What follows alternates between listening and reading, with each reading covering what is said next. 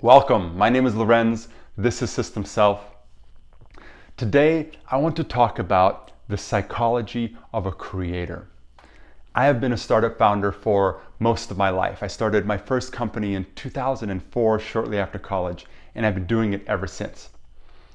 At one point, I was living in my car on the streets of San Francisco for 11 months just to continue working on my project. And I remember there was a time when I felt so down and depressed and despairing about the future. I went to a conference and spoke with a random lady. I was telling her about what I was working on, and her response was, "Wow, this is amazing. You have to continue working on this. The world needs this." That one conversation had such a huge impact on me. It made the difference between giving up on what I was working on and staying the course, ultimately raising $500,000 a year later.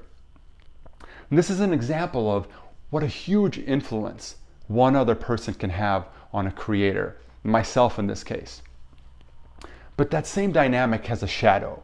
And the shadow is the influence that the people close to us, the people around us, can have on the decisions that we make and how we feel about ourselves. One of the most painful things for me as a creator has been encountering the doubt of the people close to me. Feeling that somebody doesn't believe in me and doesn't believe in my ability to live up to my dream or accomplish what I want to accomplish. I've spent a lot of time reflecting on this, trying to understand how to deal with it, how to respond. And what I've realized is that, first, this is a human condition. We all influence each other, we all affect each other, and many people struggle with the same things. So bringing more awareness to that and more compassion for other people and their struggles, recognizing their reflection in myself, is the first thing. And the second thing is recognizing that despite this, every person is responsible for their own emotional state. It isn't anyone else's responsibility to help you feel a particular way. It isn't anyone else's responsibility to believe in you.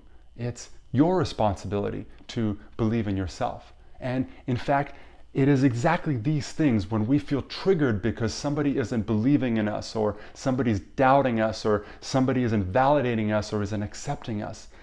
Those are all signals pointing to the fact that we don't give those things to ourselves.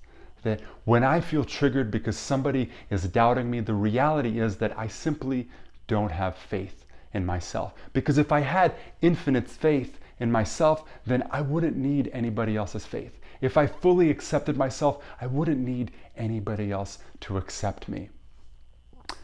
Great. So let's say that now we realize that it's up to us to believe in ourselves. But how do we work with that? How do we actually believe in ourselves when we're trying to create something, bring something new into the world? Well, I have a couple of suggestions. The first is that if you're working on something meaningful, that's meaningful to you, you cannot fail. No matter what happens, the growth and the experience, the insight that you will receive as a human being will be priceless. If you're working on something that is important to you, you will realize things about yourself through that hardship that you simply cannot receive anywhere else. The Romans have a saying that says, per aspera ad astra, through hardship to the stars. And sometimes, many times, working on what you truly believe in is a hardship, but no matter what, it will bring you to the stars. You cannot fail, even if all you do is become a more fully realized human being. And secondly, I highly recommend the book Lean Startup. Lean Startup talks about a test-driven philosophy, something they call creating a minimum viable product, bringing it into the world, and observing and testing what happens and how other people respond to it. The way I bring this into my life in a practical and very simple way is that I use my intuition to really think about what are the next small baby steps that I can take. Sometimes as an entrepreneur, everything feels so dark. It feels like the whole world is caving in on me and it's unclear what the next step might be. But if I can just tune into one little movement towards the light, if I can just tune into one movement towards a positive direction and observe what happens, well, sometimes success is just the progression of small movements like that with a lot of observation and a lot of awareness around what happens. Many times, entrepreneurs and creators, they'll have these big lofty ideas about what they're creating and how people are going to love it and how everyone's going to respond to it right away. And of course, it just isn't like that on the first day.